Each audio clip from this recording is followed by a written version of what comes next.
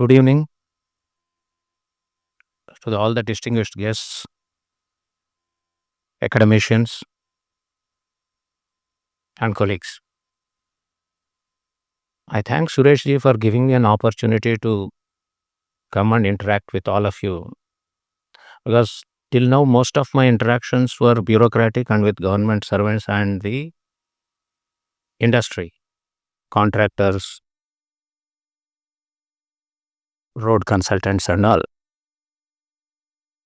Though my background is a PhD, I find it very different to be addressed as Dr. Kumar. So I don't generally use the doctor. But my inclination always has been public policy, and we really want to migrate to evidence based decision making and policy making, which unfortunately we are not fully at the level where we would like to be.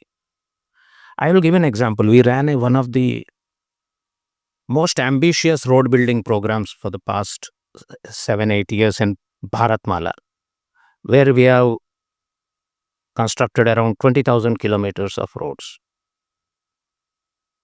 Now, with the Prime Minister's emphasis on Vikasit Bharat and moving towards a developed India in the year 2047, we wanted to forecast and build roads that will support our economy and our people in the year 2047.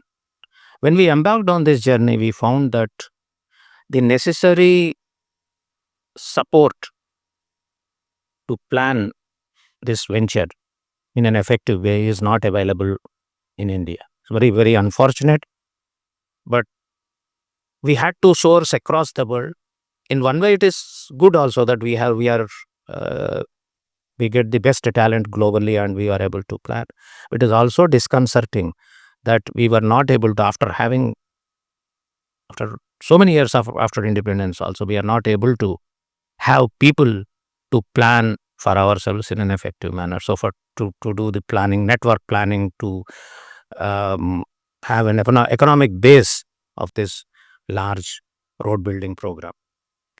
This also brought us to the fact that where are we? We are progressing tremendously on certain parameters. The digital public infrastructure, UPI, is a grand success story. Everybody knows that, and it is growing by leaps and bounds. It is really transforming lives of people. GST has eased so many things. It has done more to formalize economy than most probably many other initiatives. FASTag has changed the mobility. It brought a transparency. It eased congestion. It is also making lives of many road users much better. As a corollary, they are also throwing out so much of information, data points, which hitherto were not available to us. But are we in a position to leverage on these data? And are we in a position to actually use the data to make our lives much more easier? My colleague Mudiji has come today. When we were discussing this particular session, he said two things, and I never, after being 4 years in the highways, I never thought it in that way. He said that on a daily basis, our toll plazas serve nearly 1.2 crore vehicles. That is nearly 2 crores of road users per day. Are we going to make our life of these 2 crore Indians better? I don't know. I mean, I never thought it like that. I always thought that I am spending so much of money. I am building so much of kilometers of roads. This is my capital expenditure. This is my revenue expenditure. This is what is my perspective. But there are so many other perspectives that are available. These highways, in the recent past after the Bharatmala, have connected nearly 8,000 mandis, making logistics much more efficient. Now, if we have now a logistics management company, we have a highway operations company, we have NPCI, which is doing great work. How to integrate all these different organizations which are doing tremendous work and leverage on their strengths to make ourselves much more capable and much more efficient to do what we are proposing to do for Vikasit Bharat. The people who are doing research, the universities which are creating these researches, and the governments which are tasked with giving services to the nation. All of us have to come together and think about how to do these things better. Maybe we have taken one or two steps in that direction. Sureshji, who was a practitioner in the field, and his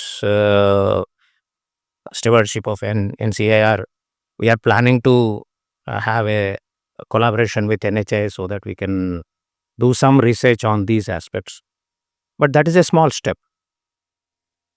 There's a lot of work that needs to be done at states level.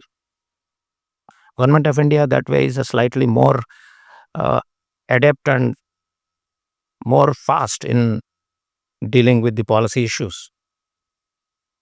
There has to be a lot of capacity improvement at states level. Several, I'll give one example with FASTag, because we said that FASTag, because several things have been told about FASTags, told about UPI and the GST in public domain. But exactly how it is making, how it is manifesting in real life. There is a toll plaza in between Motihari and Muzaffarnagar, Chokai, there where the university in Motihari, they did a study using queuing theory and other analytical tools. They did study of how the system was during the manual collection of toll and how it has improved during the FASTag. They found that the cost, the environmental cost of the manual collection of toll by the congestion, by waiting time and all, during the manual collection era was 55 rupees 30 paise. It has fallen to 8 rupees 20 paise under the FASTag. That itself has generated tremendous gains. And this is for one plaza. So can we leverage on these kind of data sets and plan properly? This is the question before all of us. And we look towards the researchers, we look towards the data scientists, we look towards the academicians to help us out in this matter. Roads, because I mainly try to focus on the road sector. Roads have become from physical assets to financial assets now, thanks to the FASTag. We don't pay much attention to this fact. The concessions and the cash flows have, because of the certainty of the cash flows, there is a lot of investor interest in the road sector. And this we can simply lay at the door of FASTag, because now people are confident that there is a transparent way of capturing the revenues. So Government of India is able to leverage it, and we are able to monetize these assets and recycle the capital more effectively. But then we also require several research and data inputs to arrive at the correct decision, because we are dealing with public assets and value maximization has to be done. Do we have the analytical tools to capture the various nuances of future projections, current data, and try to maximize these things?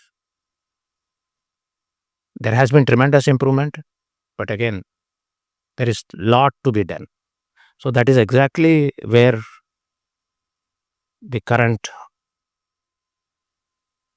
program would help us. I expect that these issues will be deliberated, and the outcome of this workshop will give us some indication about the way forward and some insights. Thank you. You for a second. So, my name is Alok Gupta and from University of Minnesota. Uh, when Ravi asked me to moderate this panel, I was thinking, why is he asking me to do this? Because I'm not doing any research in this area. Um, then I understood it. Those of you who know me know that my main claim to fame is being his PhD advisor back in the day. And I used to throw out these challenging things at him, and now he's just getting back to me. But it actually was a great sort of opportunity for me in the last 2.5 weeks to learn about these systems and think about how they are changing not just India, but what the opportunities are. So, those of you, I mean, all of you know about these, and these numbers might be slightly old, but UPI, we get more than 70 billion transactions per month. And Mudit can correct me, but 100 million plus vehicle movements per week is what FASTag handles. And then GST handles, for the first time in maybe 10 years back when it was instituted, uh, all the different tax regimes were sort of consolidated into one, and now it provides a way to look into the formal economy, at least in a way. So, what sort of is the connecting theme between these things? Can we leverage this to do some interesting research? My career has been built on thinking about how to integrate things and come up with something new. So, when I was thinking about it, I thought about, there is a real opportunity to look at a real time picture of what's going on, not just at the entire country level, but because of the fidelity of data, you can actually understand what's happening locally. Are there questions? Are there, for example, is UPI data telling you something that differs significantly from mobility data that FASTag is providing?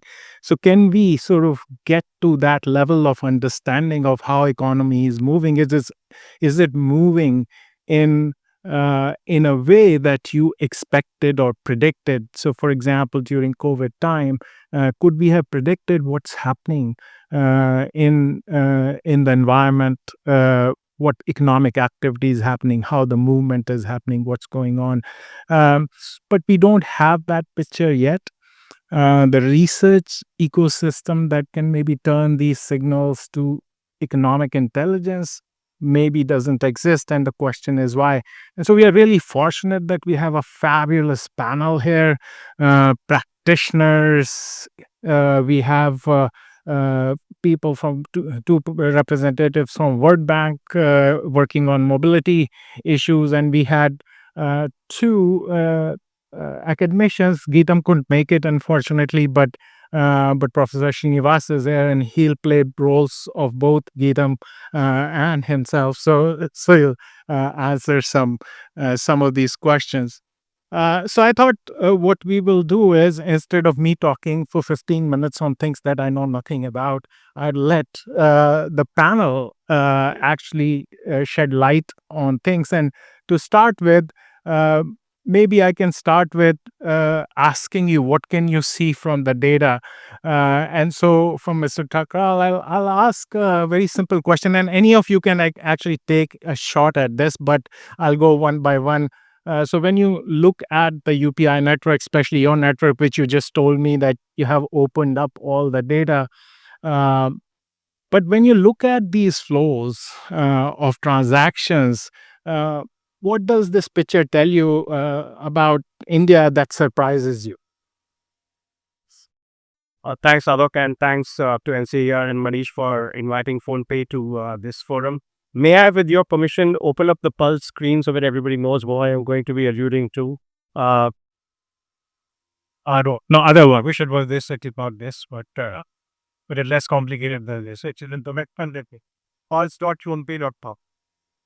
uh, so, firstly, I represent one of India's largest fintech apps, and what we did a few years ago, and by the way, just disclaimer, Manish is also the chair of our company. So, uh, what we did a few years ago was to open all the transactions and user data sets on a aggregate basis for public use. This is all open source. It's open data sets. Any researcher can download. There are ways you can download it on the API track. But what So clearly, this heat map, you can zoom into any pin code, and the data as of today gives top 10 pin codes. So just as a anecdote, Alok, one surprise was I was sitting with a policymaker in Maharashtra. We opened up the Maharashtra top 10 pin codes, and he was a little puzzled to see why Mumbai was lower than Navi Mumbai in terms of number of users and the transaction value, for example. So anybody can use this. This has been referred to, this data has been referred to by RBI, by the World Bank. So clearly there is reference to this data and it's already open source. So in terms of surprises, before I come to that, a couple of more disclaimers. Shashwat, I know you're sitting here. We are collaborating with Professor Ghosh on the second iteration of your study that you referred to, where the PM's Economic Advisory Council wanted to understand our pulse data to see if there is any offtake from a gender lens on the merchant side of things. So we've already shared that data. So one marketing pitch I can tell, any research organization wants to use this data, please feel free to do it. If you want more granular, as Ravi has asked, we are happy to collaborate and share more to aid research purposes only. Now, what surprised us, or rather what kind of came as more greater, richer insights to us, is one is the Bombay example I told you. I was sitting with the chief minister's office and they were quite zapped. With this, made them think, why is it the case? Why is UPI not high in Mumbai compared to Navi Mumbai? And one thing was maybe people use credit cards or people use more cash.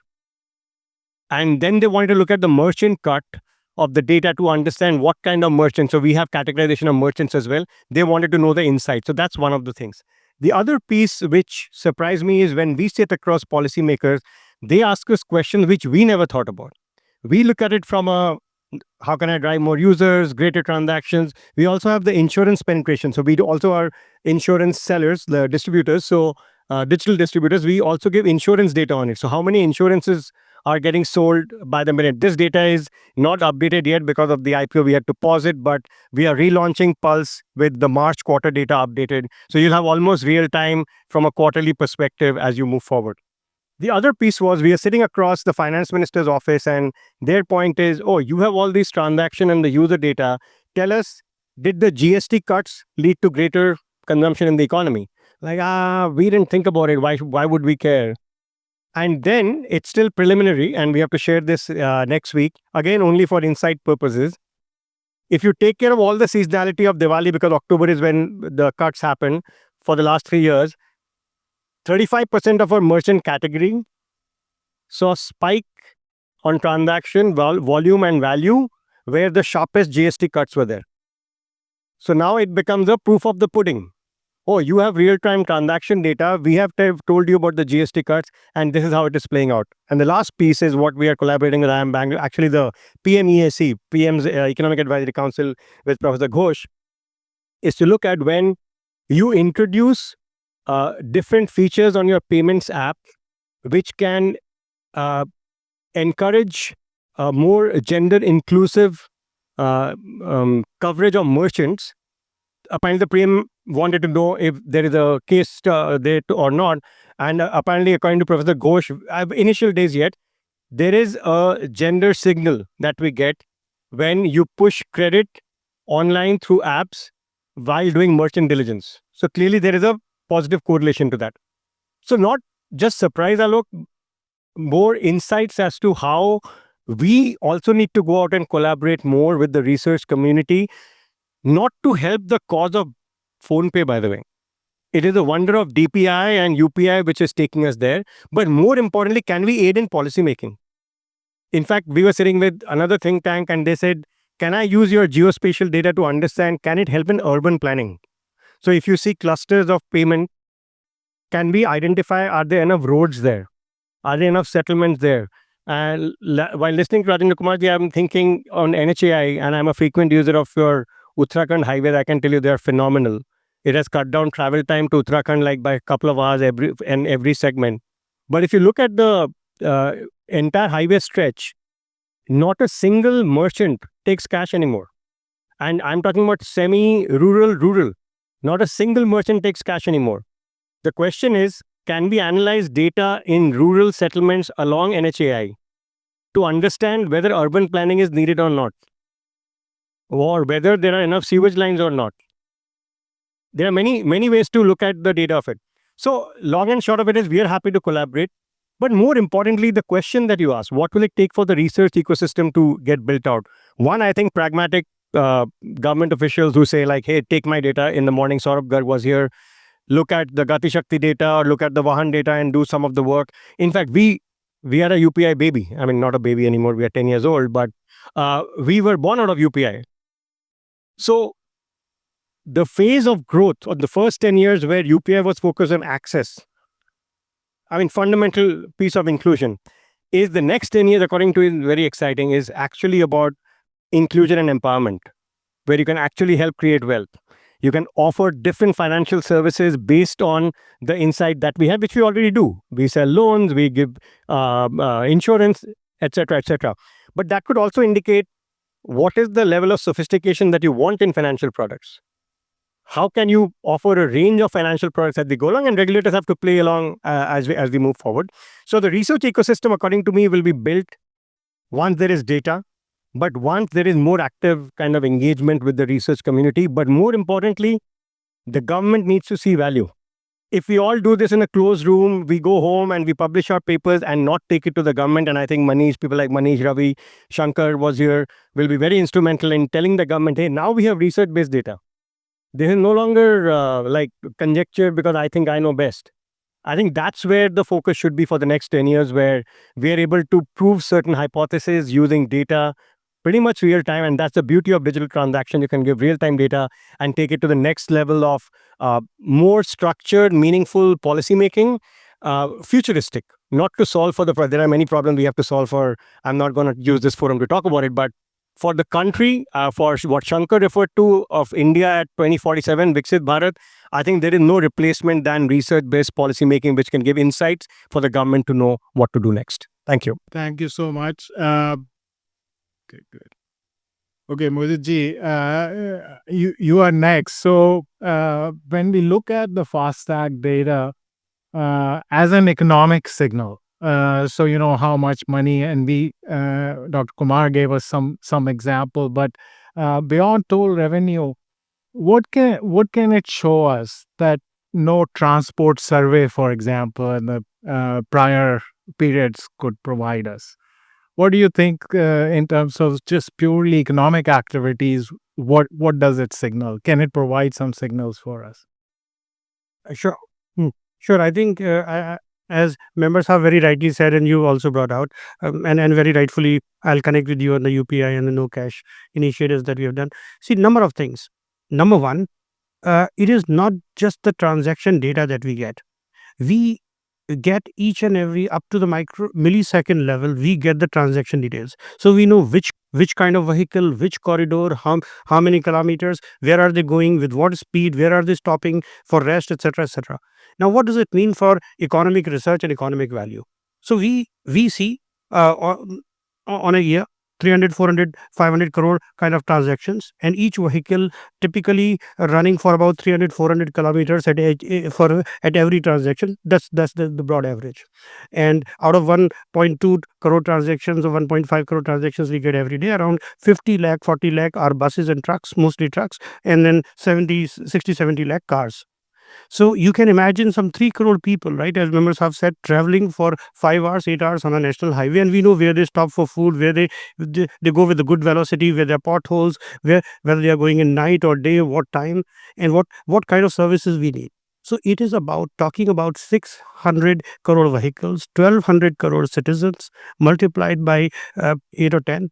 So you have got these many lakh crores of citizen hours that you can serve and the economic value thereof. That's point number one. I'll come back to this and I'll explain you, and we know exact minor details.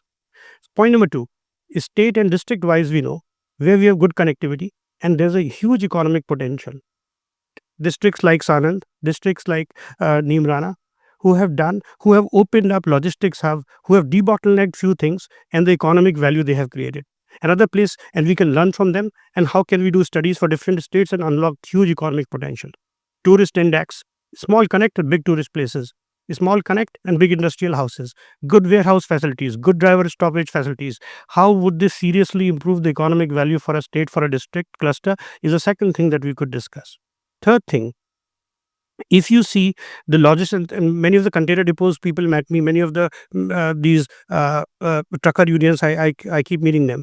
They said, Mudit, you may not know that 10 lakh crores is the amount of freight cost in India a year. And MLFF, ATMS initiatives that you are doing, 10%, 20% improvement, you can imagine it means 2 to 3 lakh crores. You remove the potholes, you remove these things, and our vehicle can go 20, 30% more. Today, on an average, people who are not doing so well are running 300 kilometers a day. They say we can run 500 kilometers a day. The value of this is 5 lakh crores. If we can measure the fatigue, and where are the drivers getting fatigued? If we can give them good medical services, we have got 3,000, 5,000 hospitals mapped on our highways. We have ambulances, etc. If we can assure them safety, we have got this ATMs deployed. The safety index studies. The point I'm saying is the whether it is on the safety index, whether it is on the industrial index, sir said we are serving 8,000 mandis. And there are 8 or 10 mandis who have started doing very well by working with us, and we can do those case studies. Mining sector, whether it's bauxite or limestone, means every day we discuss with different mining people how can it create phenomenal value.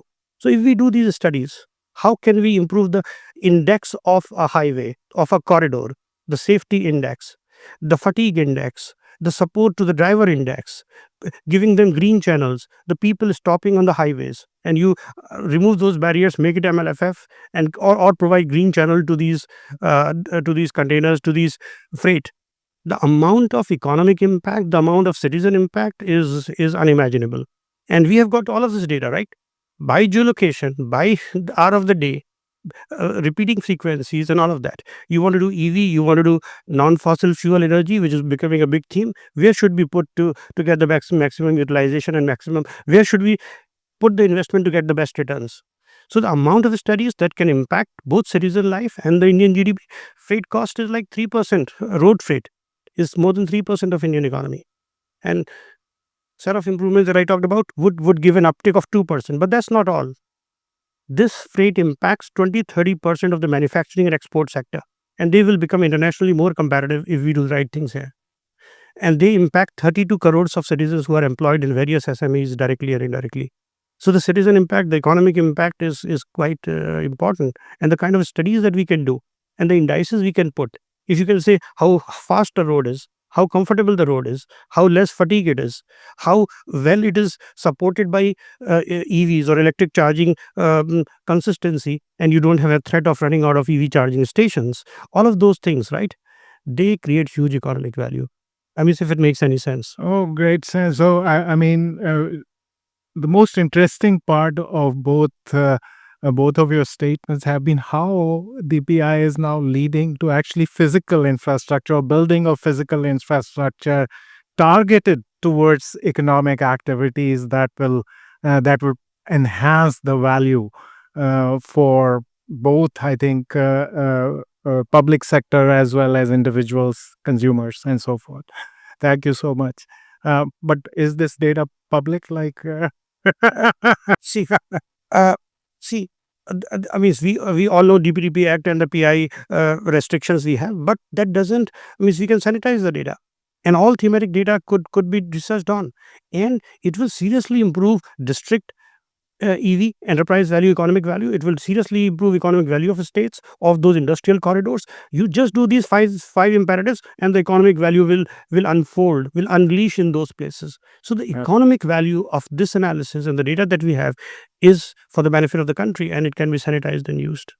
Alok, on the DPDP, if I can make a point, thanks Mudit for raising that. On DPDP, I mean, I work very closely. Disclaimer again, I worked for Meta for 8 years in India. I was head of policy. We work very closely. Big institutions in this country, government or private, are pretty aware of how to navigate the DPDP Act.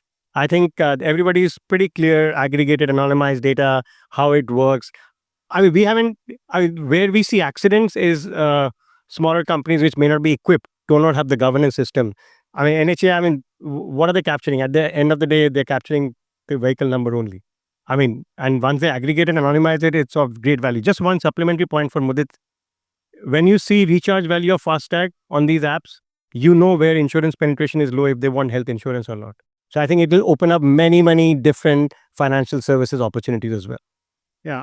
I mean, the integration has a lot of benefit, across these applications. And, whether it increases formal trade is another interesting thing. So, I mean, people are using UPI all over the place. How much of it is actual formal trade, and that sort of in itself is a future research question, perhaps. So, Professor Srinivas, I'll come next to you. So, the GST sort of is one thing that we haven't sort of talked about much till now. But from a public goods perspective, what does the invoice level GST record add to UPI and FASTag? I know you have other 3 pages of notes and you are free to talk about those as well. But I'm really interested in your perspective on how GST can add to this layer or provide some value to it. In fact, thank you for inviting me and this putting this panel of multi DPIs together. From our center, we look at each of these DPIs not as independent silos. Like today morning, Kamya was talking about, there is no ministry of DPI in the country, right? If there are ministries of DPIs, then there are going to be, the same kind of integration. I wonder if there will be some kind of integration if there was a ministry of DPI. But the best part about all of these ecosystems, whether it's PhonePe or UPI, whether it is FASTag or GST, we're getting super high frequency, high coverage, granular data. It's not like the standard survey data where we get point data. These are granular data, pretty much similar to how manufacturing was transformed by Industry 4.0, sensors, IoT devices. These are the IoT devices of the economy. If I look at each of these as IoT devices for the economy, then we're looking at, I need to put multiple sensors together. Think of picking up on this highways and economic activity. Can I pick up just simple geospatial data with the highway data and look at clusters of suppliers? Who buys from who? Can I recreate a steel supply chain? Can I look at, is there a supply chain resilience? Are there like for instance a steel mill in say Salem? Are they buying their raw material? Are they buying their components? Are they buying their capital equipment from the same corridor or from different corridors? Are they resilient? We can pick up this from whatever data we have available on GST and FASTag. Correlate input credit and FASTag data. We can also look at how frequently do they buy. We can look at, are they stocking up with plain FASTag data and GST data. We can look at, are they stocking up, are they JIT, what kind of supply chains do we have? What kind of geographies we have? We have a lot of geospatial data, and for people who do not know, a lot of Indian geospatial data is publicly available. The Remote Sensing Center, NRSC and ISRO has put in a lot of this one. It's publicly available provided you authenticate yourself. You say you prove who you are and your intent is this thing, it's completely openly available. Lot of geospatial data available. In fact, if you look at a lot of India's development around highways, and this is my favorite, this thing that there's a development about half a kilometer away from the highways. What is the development that's happening 2 kilometers vertical to a highway, perpendicular to a highway? How much is the development parallel to highways? How much is development perpendicular to highways? Can we look at data about how do we look at, are there highways with parallel roads and highways without parallel roads. For instance, the Salem to Chennai highway is a single road. There's no parallel. There's no way you can reach any other place. But the Salem to Bangalore has now have a parallel road. Now, how do we look at development, economic development, where 2 points or two economic hubs are connected with multiple highways? Look at data around those. Add data from economic activity around local artisans. Take ONDC activity, put ONDC activity on GST activity and FASTag activity, add payments layer on top of it. We can figure out economic policies about this one district, one product is working. This is a district where I need to invest in these kinds of things. I have to make carpets not only in Badohia, maybe I'll go to neighboring districts. Right? The kind of growth that Sivakasi has seen in terms of firecrackers and beyond, the kind of products that they have built beyond firecrackers is a history, is a story to be told. And now it's no longer anecdotal stories. We could actually support them with data. Not only these three, UPI, FASTag and GST, add all other things, geospatial data, add this one. We are sitting on a landmine, a gold mine of data. Depending on what you look at, how you use it as silos, you're sitting on landmines. You're able to create insights out of it and the insights talk to each other, we are sitting on a gold mine. It's up to us to figure out whether we are sitting on a landmine or a gold mine. Yeah. The story again is about how do we put all of them together. Look at your GST filings, add credit data on top of it. The credit offtake on GST filings. The moment you put credit offtake GST filings and their economic output as their FASTag data, you can see that there is an economic distress. Can you predict financial distress, economic distress of specific clusters of companies before they actually happen, and therefore those whatever structural interventions or financial interventions to that cluster? Can they extend a little more credit, knowing that there is something going on, there's a war going on, there's something going on, and therefore this particular cluster, this particular product market is under distress, right? We should be able to use this to predict, like Shankar was talking about, predict before we figure out. We're very good at pattern seeking. With all the AI tools that we have, post all of this, we can do patterns. But granular data allows us, if I look at all of this as sensors and IoT devices for the economy, granular data allows us to predict, right? And therefore, I'm going to call out for all of us, including myself and my center, to be able to look at how do we do prediction of economic distress, prediction of how supply chain resilience, prediction of how clustering is happening, how clusters are moving, how economic clusters are expanding, how corporations are de-risking their supply chains and their financial positions.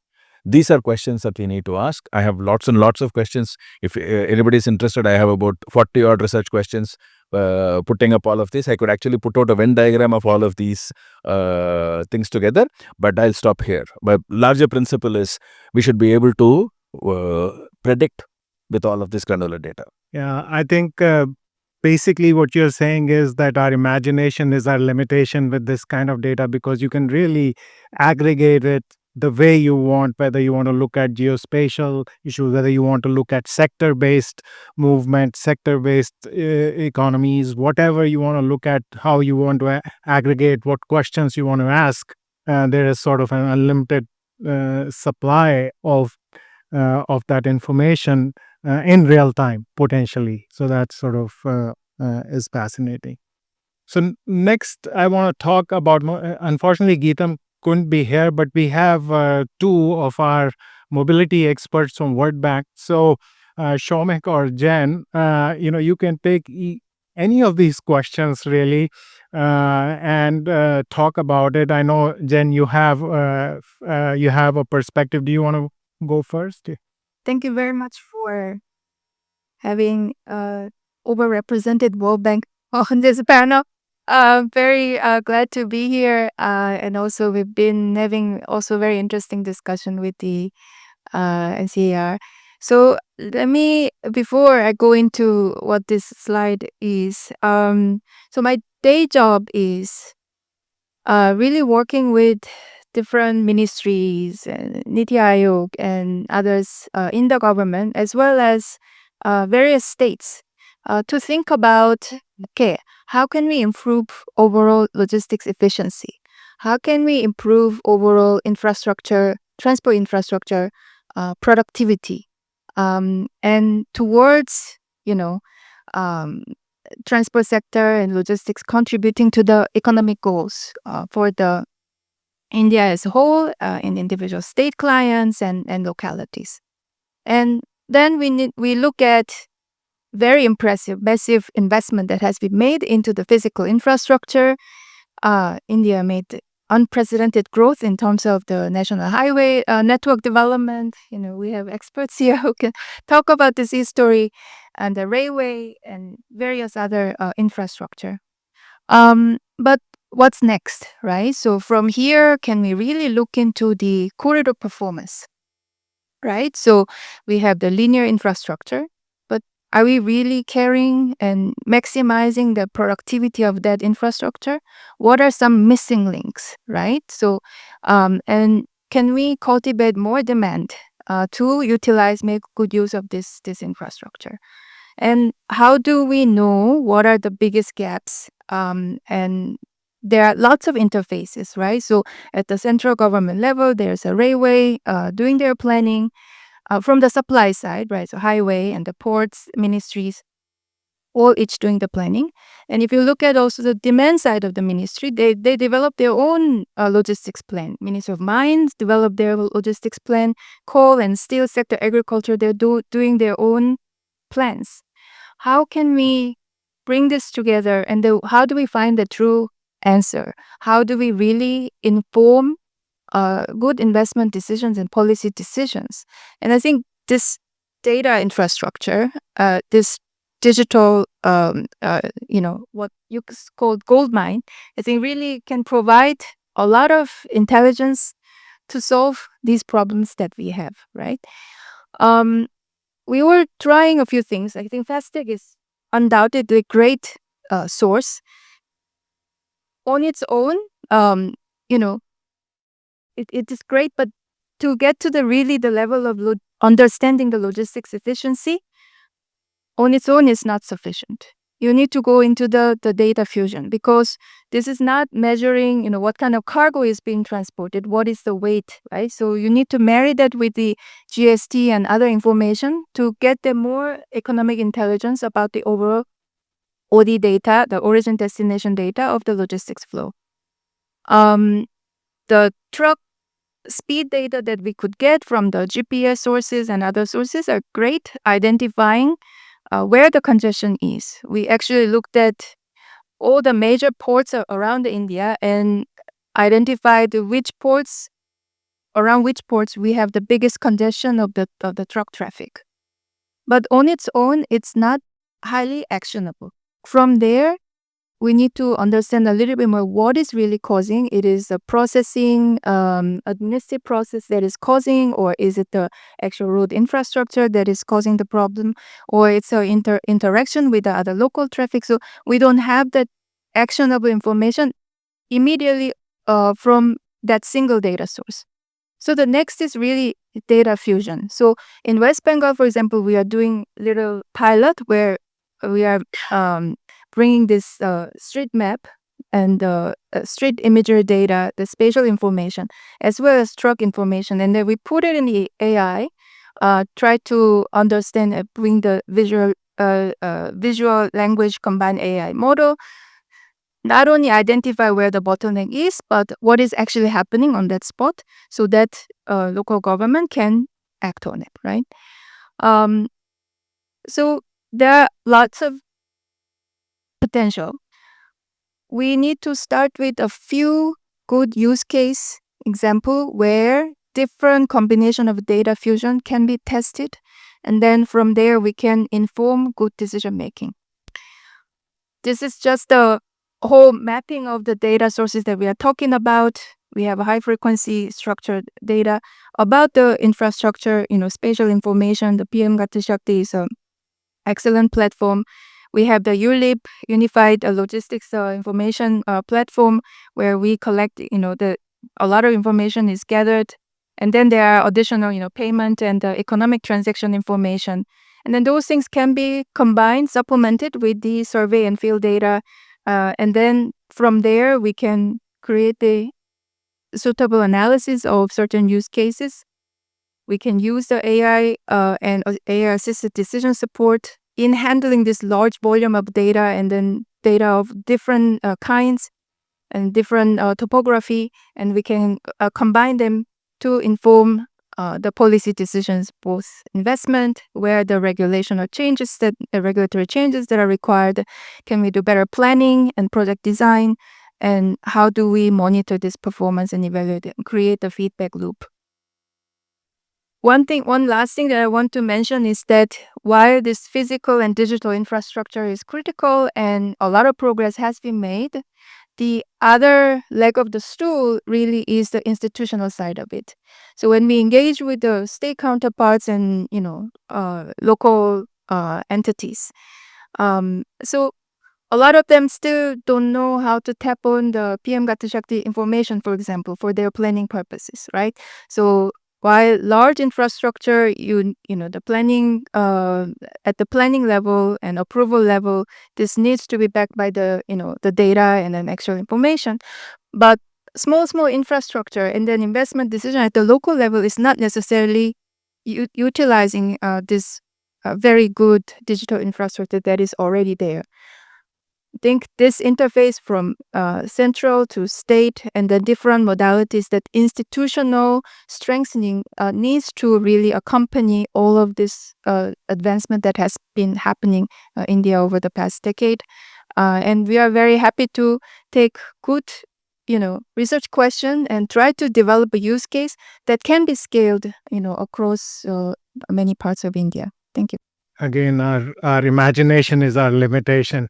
So, Shomik, I'm going to throw a very difficult question at you, just, because of the way we go back, right? So, you have had 25 years of experience in this area in World Bank sort of environments. You have seen variety of different countries where similar challenges in perhaps using this type of data, this type of information for productive purposes has been there. What do you think some of the biggest frictions are, and how do we overcome it? Or does India need to, given that the DPI is very indigenous, very sort of unique to India? I mean, you can talk about whatever you want, but I mean, I'd really be interested in learning it from your perspective. Thanks, Alok. Alok and I went to school together 150 years ago. What you the first? Look, you have, I think, used all your capital with me. After these 4 people to put me up, and I'm furthest away from this. So that's so unfair that it's hard to say anything. Look, I'm going to ramble because of that. Anything I had to say has already been said. So, I mean, when you're trying to get good results from any kind of research or any kind of data, you have kind of 3 basic things. You need good data, you need to ask the right questions, and you need someone who's interested in the answers. And I think it's a combination of those 3 that produce the best results. I have really enjoyed working in cities in Latin America. And the reason for that has been that the mayors are elected in large cities with large informed populations, and they have to deliver. And most of what a city needs to deliver on, if you get the basics of water and some basic level of education and health, is transport. It's the only problem that keeps becoming more serious as the city becomes richer.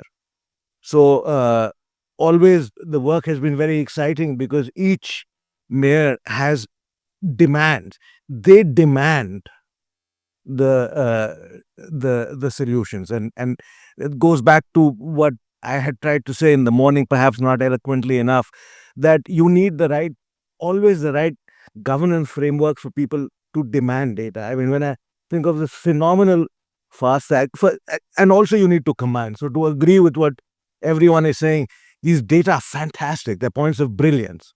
But there are some obvious things you have to combine them with, right? All the geospatial data, satellite imagery data, however terrible it is, nightlight data, sometimes to correct it, you know.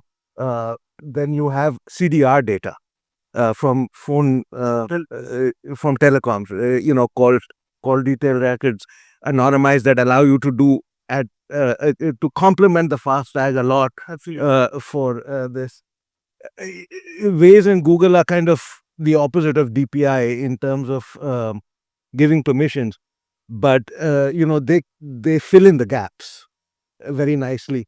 And what is missing from this discussion a little bit is public transport data, which is I think critical. So that gives you the whole a lot of the whole stack. And then the questions, you know, what do cities try to do? I mean, the mayor of Bogota wanted to deliver for his poorest citizens, so he was trying to make buses better and cheaper. That's what Mamdani is trying to do in New York. But the worst solution to make buses, and I talk about buses a little bit because that gives you a sense of what we're trying to do. The worst way of making buses cheaper is to lower tickets prices, right? Because all that does is make you run at deficits and ultimately degrade the service. So obviously, the real solution is to identify the poor and find them and do that. And this stack of data lets you do those things because you are trying to identify, you have social, you identify the poor, you find ways of targeting them, and you see what happens, right? I mean, so Latin America, lot to learn from cities. China, lot to learn, right? Obviously. Maybe I'll say two or three more things. First, at the core, what governments do with what all of us do is three things. No, we measure both for planning and for impact. Then we manage and we regulate. Right, that's what we do. When you look at impacts, you'll be surprised that we still don't have a good enough handle on how roads create economic development and jobs. Every politician in the world wants to build roads all the time. But you see these basic questions, and you see Ravi started by talking about, the PMGSY, the biggest road building program in the world. Perhaps the most successful one. I mean, I can give you 50 things about it that are phenomenal. But still, no one can articulate how it created jobs. How much of that is production? Because yes, you connect to a tourism place, you connect in some, but if you build 2,000 roads, only 100 of them will lead to logistics centers. Okay. Does that mean the rest of them are useless? No. We know that all of them are good. We just don't know how much of it is distribution. You talked about how inventory costs go down. Inventory costs going down essentially means retail prices going down, right? So how much of economic activity is spurred by lower prices because of better distribution because of road? We don't know. Okay. So these data help us understand that. So that whole, the measurement and planning you've already talked about, there's a governance element in that. Why are there so many lousy trucks? Some of it is because of potholes. And some of it is because, there's a system in a lot of India. It was true 10 years ago. And, I haven't worked in India for 10 years, and maybe some of it is going away, where the only way a trucker can survive is if the broker has a deal with the police on the route. So every trucker only goes on one route, and there's a deal where he stopped. That dealer has paid the bribe or pays the fuel, and of course that trucker overloads the truck because that's the way he makes money, and that he drives a very depreciated trucks. It's not that the roads are bad, but if you have overloading, then the road gets destroyed in 2 years, right? So how do you solve that?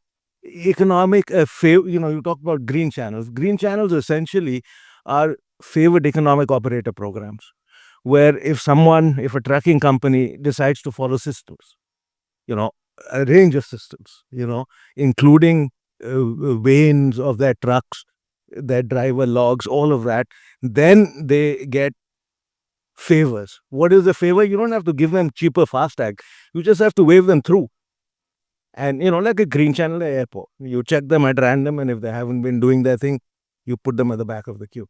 So, how do you design those? India is one of the last big economies that doesn't have these kinds of programs designed well. Congestion.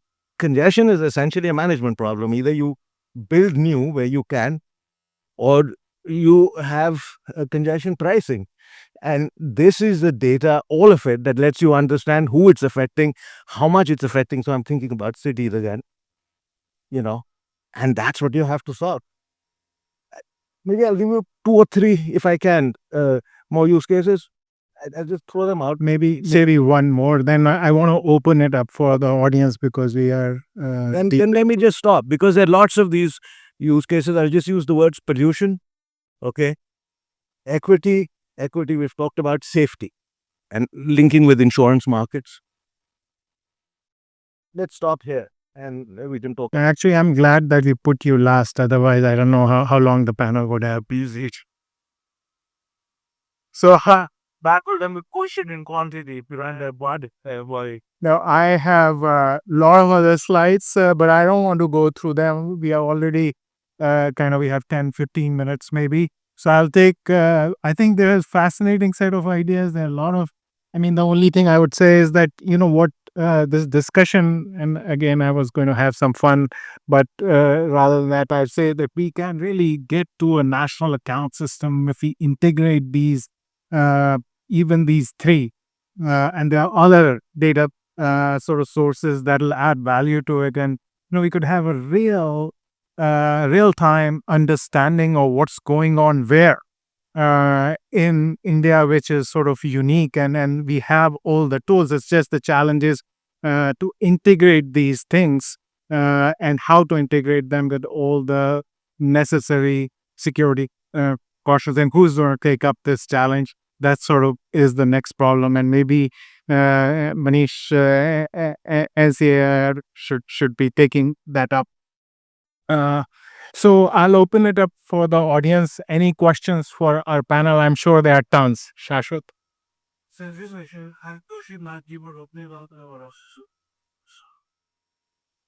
Thank you very much for opening up that phone pay pulse data. But let's say we want to also engage with you on deeper research on the impact of these features or this bite-sized insurance that you have launched. I think you are the only one, as far as I know, who are innovating on the insurance fund with 39 rupees insurance. How do we partner with you on research? Email ID is shivnath.thukral@phonepay.com. So that's how you do it. No, on a more serious note, since we opened it up, we didn't feel there was a need for a more structured program. We are building it out with Karthik's guidance, who was the brain behind it. But like the way Professor Ghosh's Connect happened is through one of the councils in Delhi. So again, as I said, we will build it out as we go along. I met Ravi just now, so hopefully we'll work with NCAR and ISB as well. But tell us what you need. Our only caveat is we are still a growing company going into the IPO phase. We have to be very mindful of the purpose of data use and the guardrails around it. I think beyond that, we're absolutely anything which can aid policy making, we're happy to do that.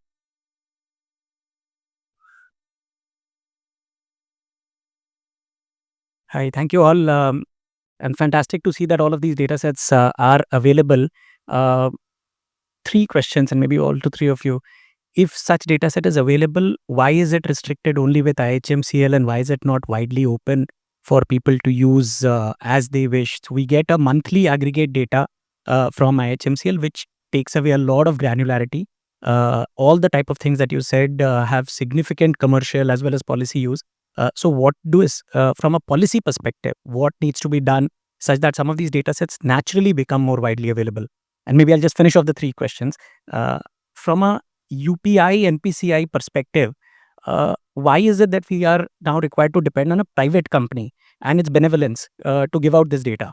NPCI has started giving out aggregate monthly data. The type of granularity that PhonePe is able to give out at anonymized levels. I am not, obviously, nobody is looking for PII information. Why is this not part of the digital public data infrastructure in a sense? And the third point then comes to organizations like IIM Bangalore, which get access to the GST data. There seems to be almost some sort of a caste system to say that if it is for research, it is good, it can be given. But if people end up using it for commercial purposes, let's be careful about it. So how do we open up some of these data sets which are wider? Why should we why should we not have a system where all these three data sets become naturally publicly available? So over to the panel. Okay, let me start with this.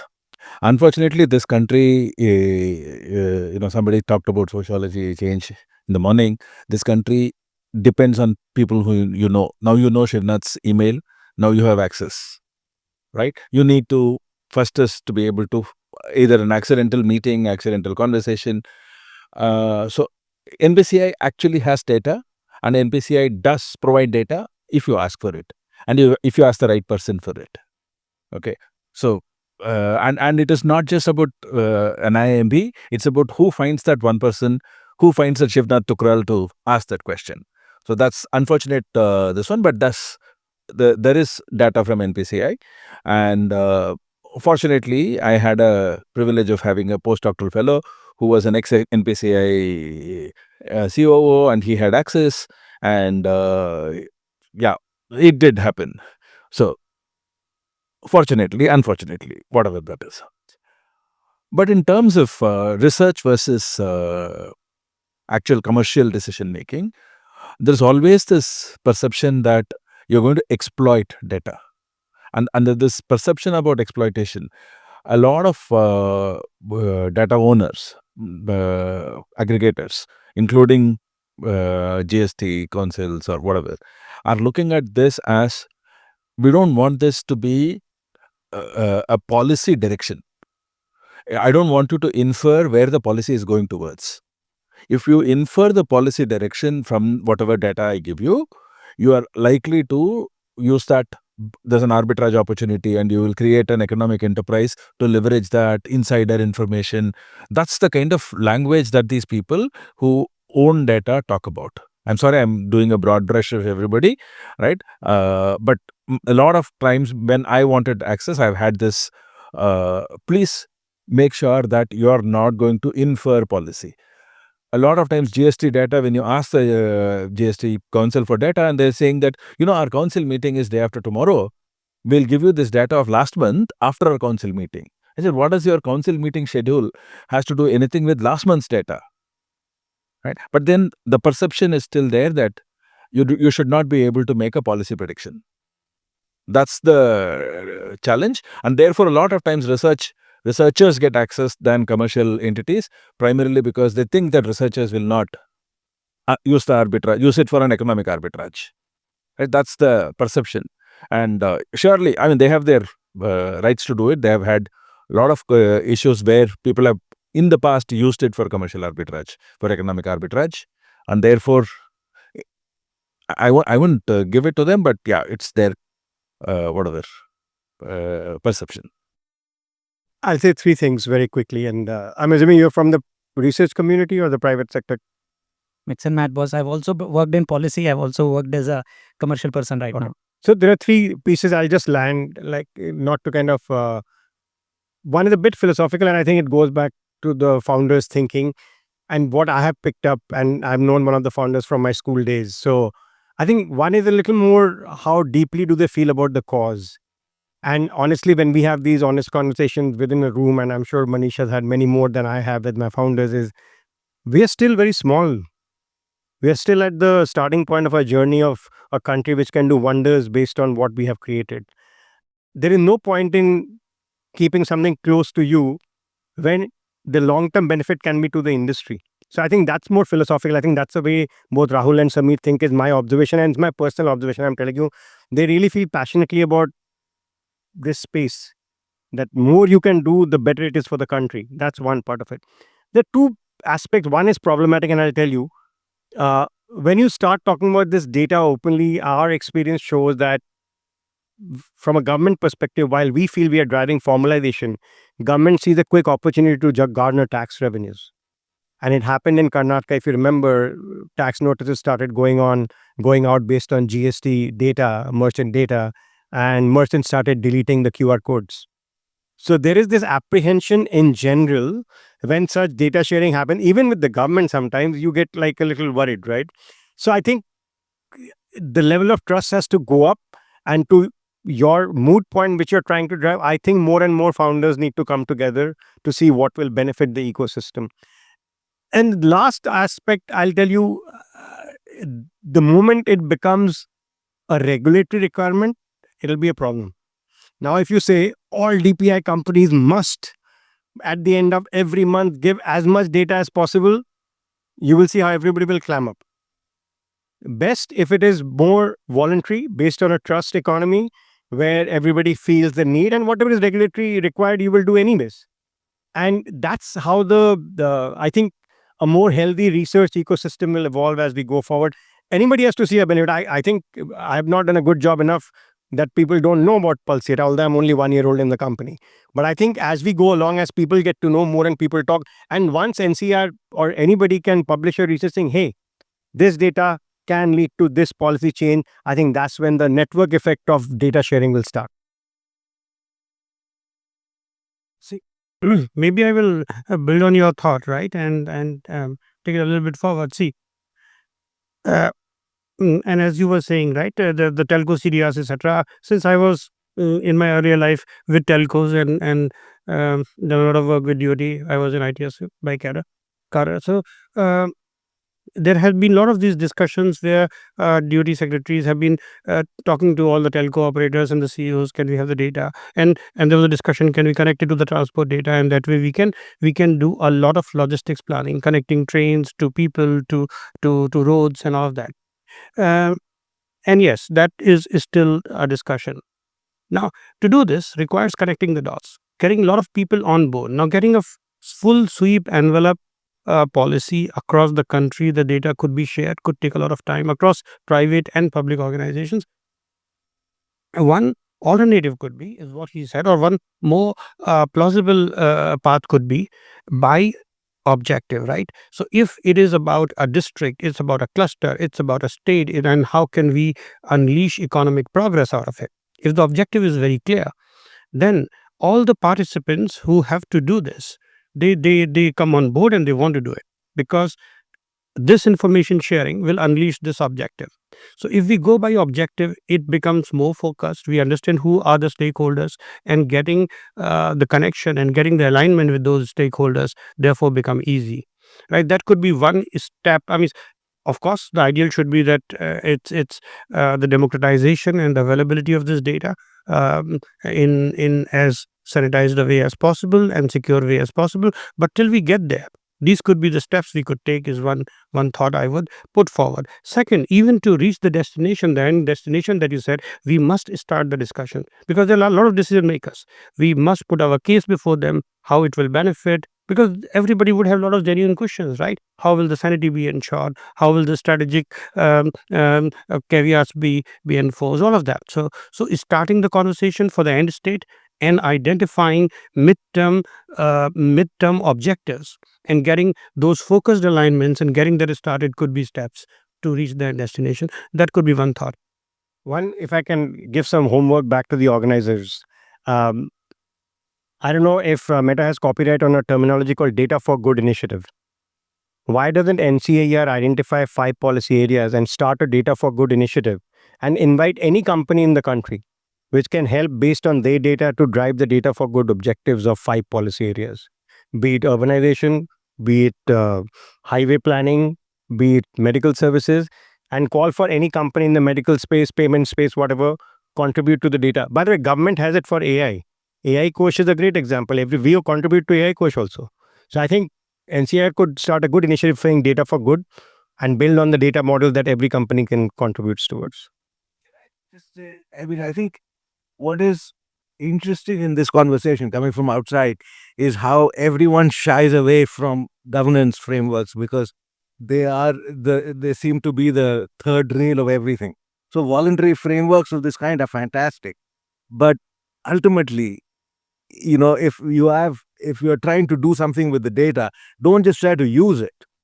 You can see, I mean, if there's one lesson for me coming out of this, it's this governance frameworks that scared the living daylights out of everybody in the room.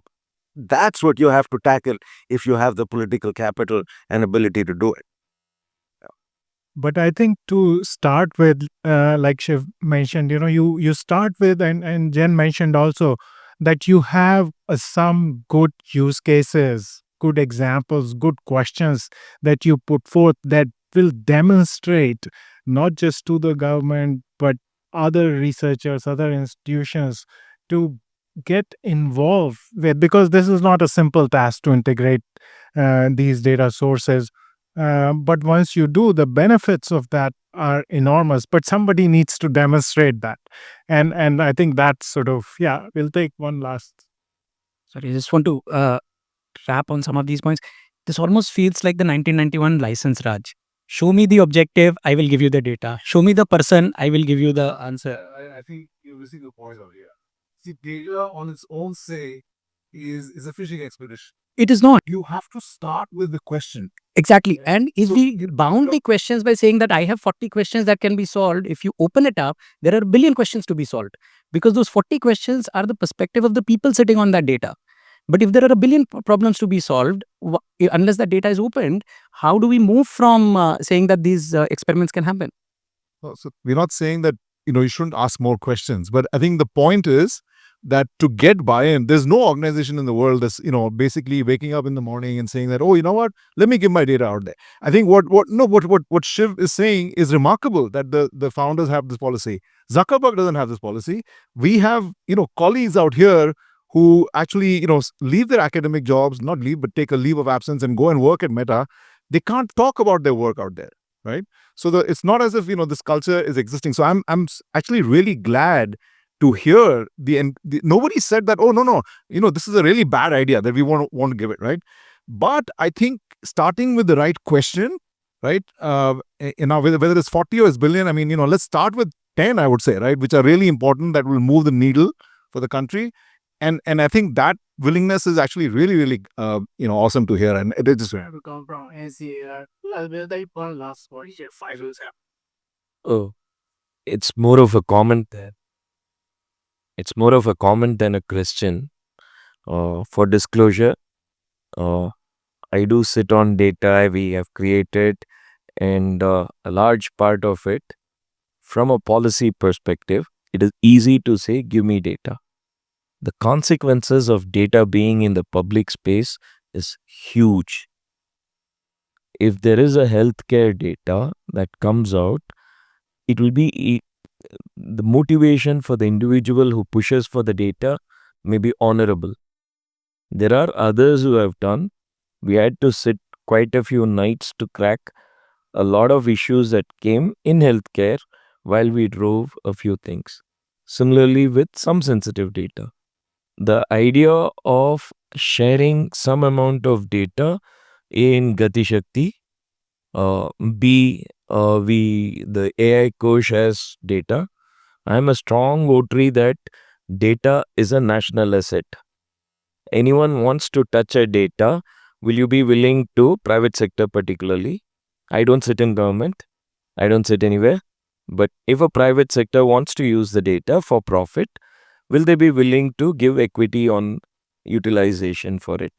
Will they be able to set off margins, because it's a capital investment from the public space, so that can be used for building better data infrastructure?